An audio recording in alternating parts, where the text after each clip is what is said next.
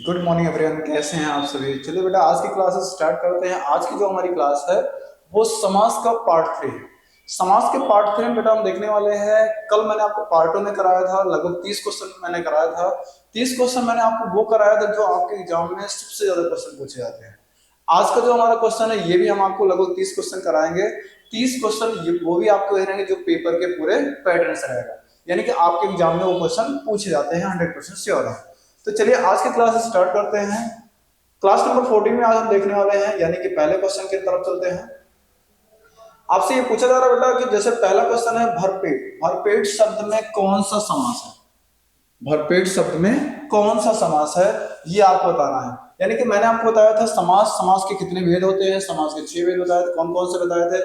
पहला मैंने बताया अव्ययीभाव समास, दूसरा मैंने बताया था कर्मधारय समास, तीसरा तत्पुरुष समास, चौथा आपको द्विगु समास, पांचवा आपका द्वंद्व समास, छठा आपका बहुब्रीहि समास।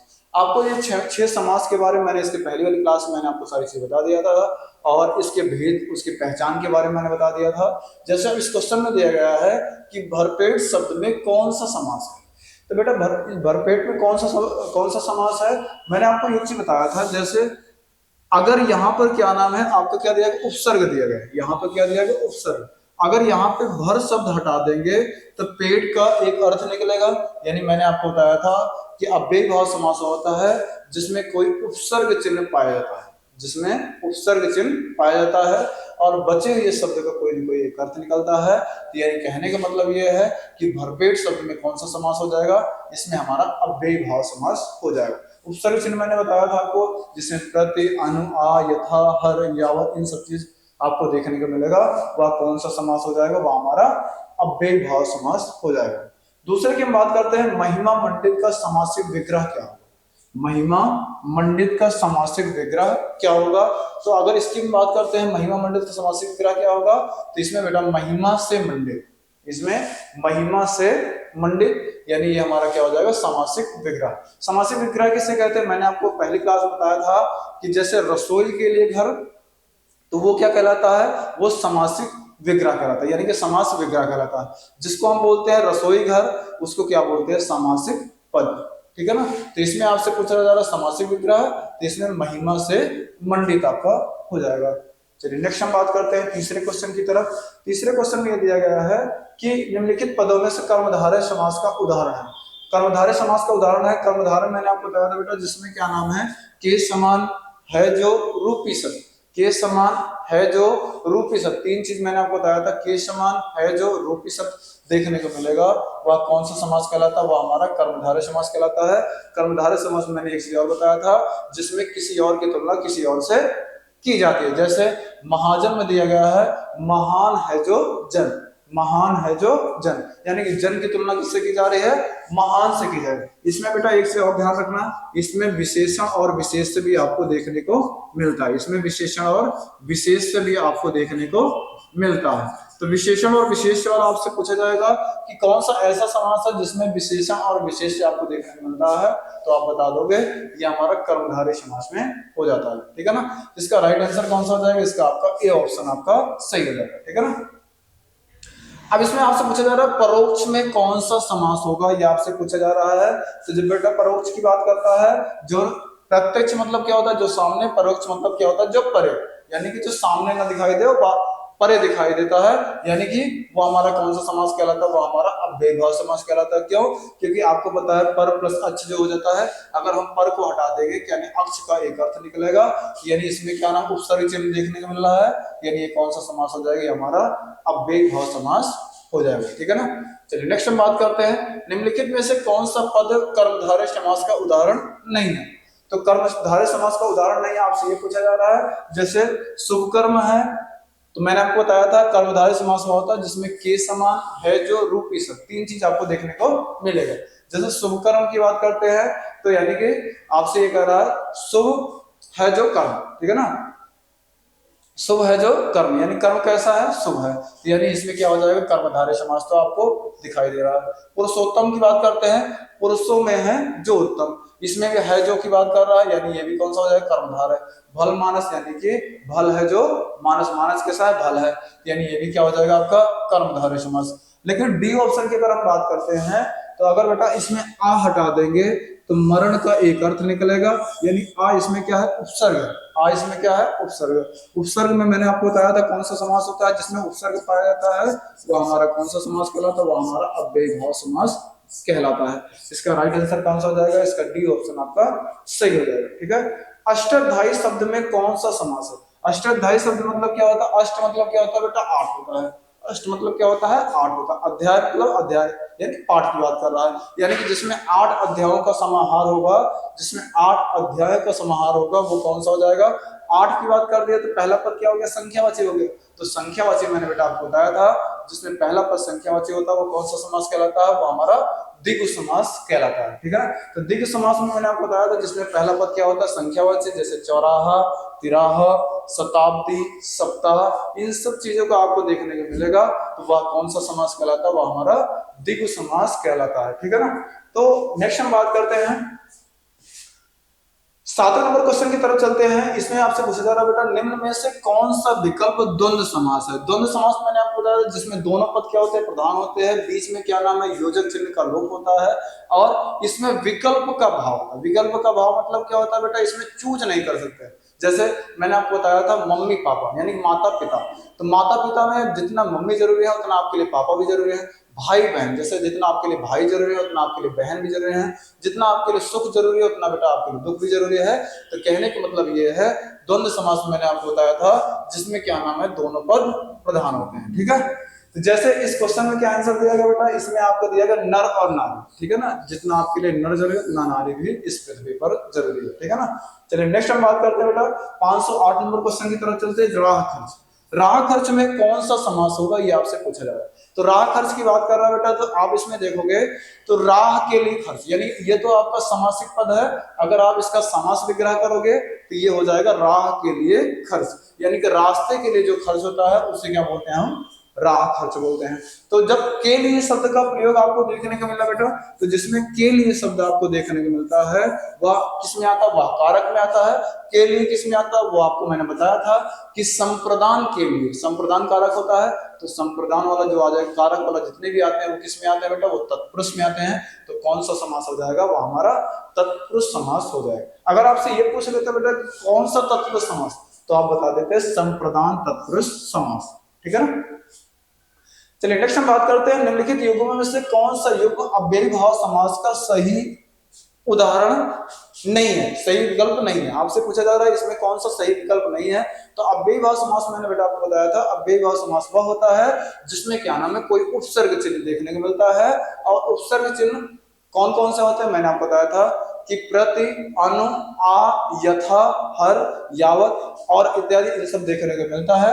वह कौन सा समास कहलाता है, वह हमारा अव्ययी भाव समास कहलाता है। जैसे यथाशक्ति ये तो है, आजन्म ये भी है, यथामत ये भी है, भर पे ये भी है, यथाशक्ति हर रोज ये भी है। लेकिन यश प्राप्त जो है ये आपका क्या नाम है, अव्ययी भाव समास का उदाहरण नहीं, यानी इसका बी ऑप्शन आपका बेटा सही हो जाएगा।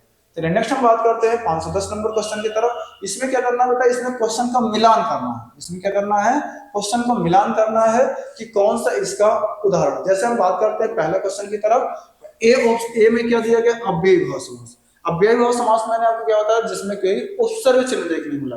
उपसर्ग चिन्ह अगर इसमें देखते हो तो भला बुरा, एकाएक, दुपट्टा और आपका क्या नाम है, आरामपुर से दसम। तो इसमें आप देखो बेटा एकाएक, एकाएक मतलब क्या आता है, 1 + 1 मिला के एकाएक, यानी 1 + 1 मिला के एकाएक। जैसे दिन प्लस दिन मिला के दिनों दिन, रात प्लस रात मिला के रातों रात। तो मैंने आपको बताया था जैसे एकाएक में एक एक हटा दोगे तो एक एक का एक अर्थ निकलेगा, तो यानी एक आपका उपसर्ग हो जाएगा। तो ये कहने का मतलब ये हो जाएगा ये हमारा अव्ययी भाव समास में आ जाएगा। तो पहले हमारा कौन सा सही हो जाएगा, सेकंड। दूसरा हम बात करते हैं तत्पुरुष समास। तत्पुरुष समास मैंने बताया था क्या नाम है, जिसमें कारक चिन्ह मिलेगा। तो कारक चिन्ह किसमें मिलेगा, आराम कुर्सी जैसे दिया गया है, तो बेटा आराम के लिए जो कुर्सी होता है वो क्या नाम, के लिए शब्द मिल गया ना।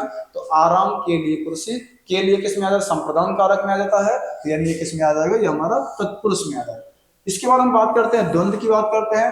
द्वंद्व हमारा किसमें आ जाएगा, जिसमें दोनों पद प्रधान होते हैं। जितना, जैसे भला बुरा, जितना भला करना जरूरी है उतना बुरा भी। ठीक है ना। नेक्स्ट हम बात करते हैं बहुब्रीहि समास। बहुब्रीहि समास किसमें आता है, जिसमें क्या नाम, किसी तीसरे पद की बात करता है, ना ही पूर्व पद की बात करता है ना ही उत्तर पद की बात करता है, इसमें किसी तीसरे पद की बात करता है, यानी कि दशानन जैसे है। दशानन मतलब किसकी बात कर रहा है? 10 है आनंद जिसके, यानी कि रावण की बात कर रहा है। यानी इसमें कौन सा सही हो जाएगा? ये बहुब्रीही का ये हो जाएगा। दिगु की बात करते हैं, जो आपका लास्ट बचेगा वो आपका वही बचेगा, ठीक है ना। अब इसके मतलब ये हो गया कि पहले का कौन सा सही था? पहले का आपका दूसरा, तो पहले का दूसरा सब में दिया गया है। उसके बाद हमने देखा ना दूसरे कौन सा आ जाएगा? दूसरे का हमारा चौथा आ जाएगा। तो दूसरे का चौथा कौन सा हमारा दिया गया है? सिर्फ इसमें दिया गया, तो यानी कि डी ऑप्शन आपका सही हो जाएगा, ठीक है। बाकी आपको चेक करने की जरूरत नहीं है। अगर बेटा दो में ही आपको मिल गया आंसर, तो तीसरे चौथे का आपको देखने की जरूरत नहीं। नेक्स्ट हम बात करते हैं आद्योतीय। आद्योतीय मतलब क्या नाम है? आपसे ये पूछा जा रहा है कि इसमें आपसे पूछा जा रहा है कि आद्योतीय में कौन सा समास है। आद्योतीय मतलब क्या होता है बेटा? आद्योतीय में पूछ रहा है कि कौन सा समास है, ये आपको बताना है। आद्योतीय मतलब क्या होता है बेटा? जो दूसरे के जैसे ना, ठीक है ना, यानी कि जो सबसे अलग। आद्योतीय मतलब क्या होता है? इसमें किसी तीसरे पर्सन की बात कर रहा है। यहाँ पे आद्योतीय का अर्थ है, आप ये मत सोचना ये बहु इसमें अव्यय में आ जाएगा कि हम आ हटा देंगे, द्वितीय का अर्थ एक अर्थ निकलेगा। लेकिन इसमें कह रहा है आद्योतीय मतलब जैसे मैंने बताया कि आप सबसे अलग हो, आप सबसे अलग हो, यानी कि सबके समान नहीं, आप सबसे अलग हो, यानी आप बिल्कुल निराले हो। आद्योतीय मतलब क्या होता है बेटा? निराला। यानी ये क्या नाम है आपका? बहुब्रीहि समास में आ जाएगा, यानी किसी और की बात कर रहा है, तीसरे पर्सन की बात कर रहा है, ठीक है ना। चलिए नेक्स्ट हम बात करते हैं। नेक्स्ट क्वेश्चन आपके सामने दिया गया बेटा, किस समास में विशेषण तथा विशेष साथ साथ होते हैं? मैंने अभी आपको एक क्वेश्चन बताया था कि जिसमें विशेषण तथा विशेष साथ साथ होते हैं। विशेषण तथा विशेष मैंने आपको बताया था, जैसे अगर मैंने आपको बताया था जैसे नील गगन, नीला है जो गगन, नीला है जो गगन, यानी गगन जो होता है, गगन की तुलना किससे की जाए? नीले से। नीला आपको क्या हो जाएगा बेटा? विशेषण हो जाएगा, और आपका गगन जो हो जाएगा वो क्या हो जाएगा? विशेषण। यानी विशेषण और विशेष किस में आ जाता है? वो हमारा बेटा कर्मधारय समास में आ जाता है। अब इसके पहले वाले क्वेश्चन में मैंने आपको बताया था कि विशेषण और विशेष किस में आ जाता है, तो विशेषण और विशेषण में क्या नाम है आपका? कर्मधारय समास में आ जाता है, ठीक है ना। चलिए नेक्स्ट हम बात करते हैं गुणहीन। गुणहीन शब्द में कौन सा समास हो जाएगा? तो गुणहीन बात करते हैं, गुणहीन में कौन सा समास हो जाएगा? तो बेटा गुणहीन की बात करते हैं तो ये हमारा क्या नाम है? तत्पुरुष समास हो जाएगा। क्यों? क्योंकि इसमें कारक चिन्ह देखने को मिलेगा। क्यों? क्योंकि अगर आप समास विग्रह करेंगे गुणहीन में, तो गुण से हीन, ठीक है ना, गुण से हीन जो होगा उसे क्या कहेंगे? गुणहीन कहेंगे। यानी इसका राइट आंसर कौन सा हो जाएगा? इसका बी ऑप्शन आपका बेटा सही हो जाएगा। तो आप सभी लोग एक बार कमेंट जरूर किया करो, क्लास आपको कैसे लगी। आप सभी लोग क्लास तो देखते हैं लेकिन कमेंट नहीं करते, सर आप समझ में आया नहीं आया, एक बार कमेंट तो करके बताया करो, ठीक है बेटा। अगर आपको क्लास अच्छी लगे एक बार कमेंट किया करो और लाइक जरूर किया करो। चलिए नेक्स्ट हम बात करते हैं। नेक्स्ट क्वेश्चन आपके पास दिया गया है कि निम्नलिखित में से कौन सा शब्द, ठीक है ना, निम्नलिखित में से आपसे पूछा जा रहा है कौन सा विकल्प आपका बहुब्रीहि समास का उदाहरण नहीं है, ठीक है ना। आपसे पूछा जा रहा है इनमें से कौन सा है जो आपका बहुब्रीहि का उदाहरण नहीं है। तो आपसे बेटा पूछा जा रहा है जैसे पंसेरी और आपका बारह सिंह, और ये आपका पुष्पयुद्ध और दीर्घभाव। आपसे पूछा जा रहा है कौन सा आपका क्या नाम है? बहुब्रीहि का उदाहरण नहीं है। तो बहुब्रीहि से हटकर कौन सा है?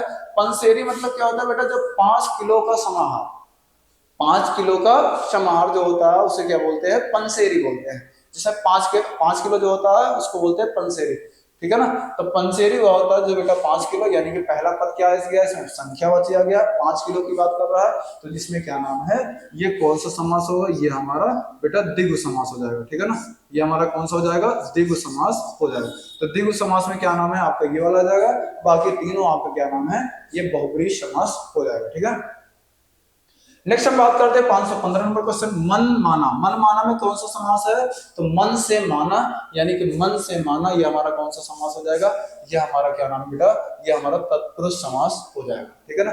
मन माना मतलब क्या होता है? मन से माना, ये हमारा तत्पुरुष समास में आ जाएगा। नेक्स्ट हम बात करते हैं 516 नंबर की तरफ चलते हैं। अड़ोस पड़ोस की सफाई जरूरी है। अड़ोस पड़ोस की सफाई जरूरी है। अड़ोस पड़ोस में कौन सा समास है? तो देखो बेटा इसमें जैसे आपको अड़ोस और पड़ोस ये दोनों क्या है आपका? दोनों पद प्रधान है। इसमें क्या नाम? दोनों पद प्रधान है। और इसमें क्या नाम? योजक चिन्ह आपको देखने को मिल रहा है। तो जिसमें बेटा मैंने आपको बताया दोनों पद प्रधान होते हैं, बीच में योजक चिन्ह देखने को मिलता है, वह कौन सा समास कहलाता है? वह हमारा द्वंद्व समास कहलाता है। यानी इसमें क्या नाम है, राइट आंसर कौन सा हो जाएगा, वो हमारा ए ऑप्शन सही हो जाएगा। ठीक है ना। नेक्स्ट हम बात करते हैं, चलिए नेक्स्ट क्वेश्चन की बात करते हैं। 517 नंबर की तरफ चलते हैं। 517 नंबर क्वेश्चन दिया गया बेटा, शिवालय में कौन सा समास है। शिवालय में आपको पूछा जा रहा है कौन सा समास है। तो अगर शिवालय की बात करते हैं तो शिवालय में कौन सा समास हो जाएगा बेटा, ये हमारा तत्पुरुष समास हो जाएगा। ठीक है ना। शिवालय में कौन सा समास हो जाएगा, ये हमारा तत्पुरुष समास हो जाएगा।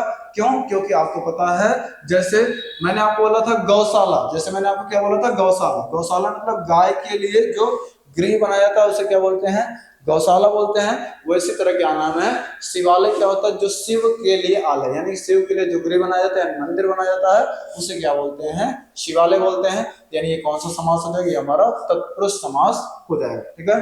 नेक्स्ट हम बात करते हैं, आपके पास दिया गया है शिव पार्वती। शिव पार्वती शब्द में कौन सा समास है, शिव पार्वती में कौन सा समास है। तो मैंने आपको बताया था कि जिसमें दोनों पद प्रधान होते हैं वो कौन सा समास होता है, वो हमारा क्या नाम है, वो हमारा द्वंद्व समास हो जाता है। तो शिव और पार्वती ये दोनों पद प्रधान है, यानी ये द्वंद्व समास आपका हो जाएगा। ठीक है ना। नेक्स्ट हम बात करते हैं आमरण में कौन सा समास। आमरण में अगर आपको पता है आ हटा देंगे तो मरण का एक अर्थ निकलेगा। तो जिसमें उपसर्ग चिन्ह देखने को मिलता है वो कौन सा समास होता है, वो हमारा बेटा अव्ययी भाव समास हो जाता है। इसका राइट आंसर कौन सा हो जाएगा, ये हमारा ए बी ऑप्शन सही हो जाएगा। ठीक है ना। तो अव्ययी भाव समास हमारे बी ऑप्शन में दिया गया है। चौमासा, चौमासा का शब्द का अर्थ क्या होगा। चौमासा का अगर आप समास विग्रह करेंगे, जो 4 महीने का समाहार, ठीक है ना, 4 मास का जो समाहार होता है उसे क्या बोलते हैं, चौमासा बोलते हैं। तो 4 मतलब क्या हो गया, संख्या आ गया। जिसमें भी मैंने आपको बताया था संख्यावाचक शब्द का प्रयोग करेगा वह कौन सा समास हो जाएगा, वह हमारा द्विगु समास आपका हो जाएगा। ठीक है ना। अब इसके बाद बात करते हैं 521 नंबर की तरफ चलते हैं, नेक्स्ट क्वेश्चन की तरफ। निम्न विकल्पों में उस विकल्प का चयन करें, निम्न विकल्पों में उस विकल्प का चयन कीजिए जो दिए गए समस्त पद के सही अव्ययी भाव समास का विकल्प है। निसंदेह, निसंदेह मतलब क्या होता है, आपको पता है, निसंदेह मतलब संदेह के बिना। हम किसी काम को बताते हैं कि आपके ऊपर मुझे पूरा भरोसा है, यानी निसंदेह है कि आप क्या नाम है इस काम को कर सकते हैं, यानी कि संदेह के बिना। ठीक है ना। तो नेक्स्ट हम बात करते हैं, इसके बाद आपका दिया गया 522 नंबर क्वेश्चन बेटा दिया गया देशभक्त। देशभक्त में कौन सा समास है आपको ये बताना है, यानी कि आपको पता है ये क्या हो जाएगा, तत्पुरुष समास। क्यों, क्योंकि इसमें आपको कारक चिन्ह मिलेगा, यानी कि देश के लिए जो भक्त होता है, यानी कि ये कौन सा समास हो जाएगा, ये हमारा क्या नाम है, देश में भक्त या देश के लिए जो भक्त होता है, यानी कि ये हमारा तत्पुरुष समास में आ जाएगा। इसमें कारक चिन्ह आपको देखने को मिलेगा। नेक्स्ट हम बात करते हैं, इसमें बेटा दिया गया द्विगु समास का उदाहरण है। द्विगु समास का उदाहरण किसे कहते हैं, द्विगु समास में पहला पद क्या होता है, संख्यावाची होता है। पहला पद क्या होता है, संख्यावाची होता है। वह कौन सा समास कहलाता है, वह हमारा द्विगु समास कहलाता है। जैसे अगर इसमें दिया गया है त्रिभुवन, यानी कि 3 भवनों का जो समूह होता है या समाहार होता है, 3 भवनों का जो समूह होता है उसे क्या बोलते हैं, त्रिभुवन बोलते हैं। यानी इसमें क्या हो जाएगा, सी ऑप्शन सही हो जाएगा, क्योंकि पहला पद इसमें क्या है, पहला पद बेटा इसमें क्या है, संख्यावाची है, इसलिए क्या नाम है, ये कौन सा समास हो जाएगा, ये हमारा द्विगु समास हो जाएगा। ठीक है ना। नेक्स्ट हम बात करते हैं 524 नंबर क्वेश्चन में दिया गया बहिर्मुखी में कौन सा समास है। बहिर्मुखी में कौन सा समास है, तो इसमें क्या नाम है आपको पता है बेटा, इसमें उपसर्ग चिन्ह है। अगर बहिर शब्द हटा दोगे तो मुखी का एक अर्थ निकलेगा, यानी ये कौन सा समास हो जाएगा, ये हमारा अव्ययी भाव समास हो जाएगा। ठीक है। चलिए नेक्स्ट चलते हैं,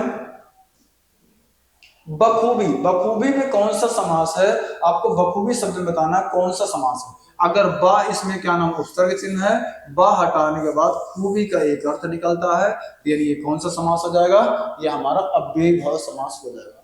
तो ध्यान रखना, जिसमें भी आपको बेटा उपसर्ग चिन्ह मिल जाता है तो आप सीधा क्या नाम है, अव्ययी भाव समास की तरफ चले जाना बस। ठीक है ना, आपको ज्यादा सोचने की जरूरत नहीं।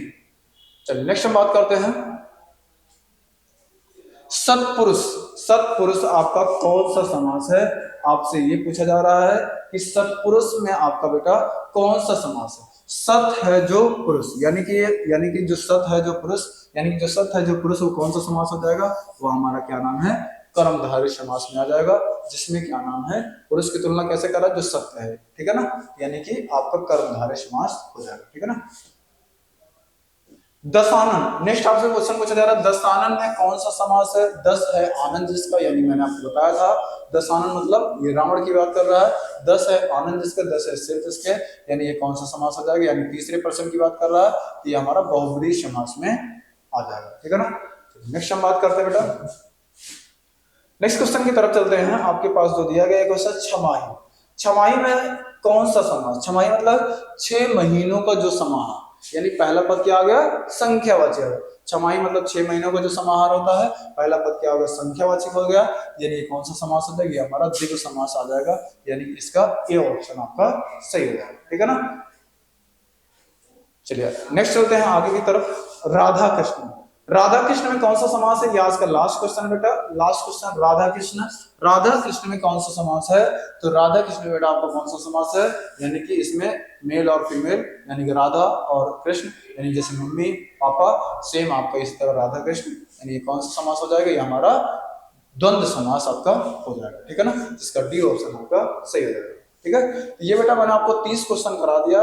इस 30 क्वेश्चन में आप कमेंट करके बताइएगा कि आपके कितने क्वेश्चन आपके सही थे। ठीक है ना।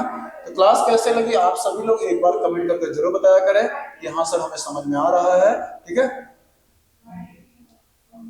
तो चलिए बेटा आज की क्लास को बस इतना ही रखते हैं। बाकी एक क्लास हम आपके लिए और लेकर आएंगे समाज का, यानी कि आपको एक एक चैप्टर की बहुत ज्यादा मैं प्रैक्टिस इसलिए करा दे रहा हूँ ताकि आपके क्वेश्चन कभी भी गलत ना हो। एक बार देखो बेटा, भले क्वेश्चन को आपको थोड़ा सा सीरीज को फॉलो करने में आपको लग रहा होगा कि इतने ज्यादा क्वेश्चन एक एक चैप्टर को करा रहे हैं, लेकिन इतने ज्यादा चैप्टर करने के बाद आपको कहीं और से प्रैक्टिस करने की जरूरत ही नहीं पड़ेगी। जितना मैं आपको प्रैक्टिस करा दे रहा हूँ इतना इससे ज्यादा आपको कहीं भी किसी और बुक से, किसी भी यूट्यूब चैनल पे आपको जाने की जरूरत नहीं रहेगी।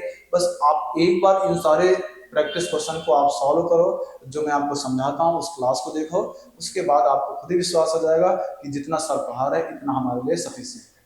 ठीक है बेटा, चलिए आज की क्लास को इतना ही रखते हैं और आप सभी लोग एक बार कमेंट करके जरूर बताया करें। जो छात्र नए हैं एक बार चैनल को सब्सक्राइब कर लें। ठीक है, थैंक्स फॉर वॉचिंग। जय हिंद।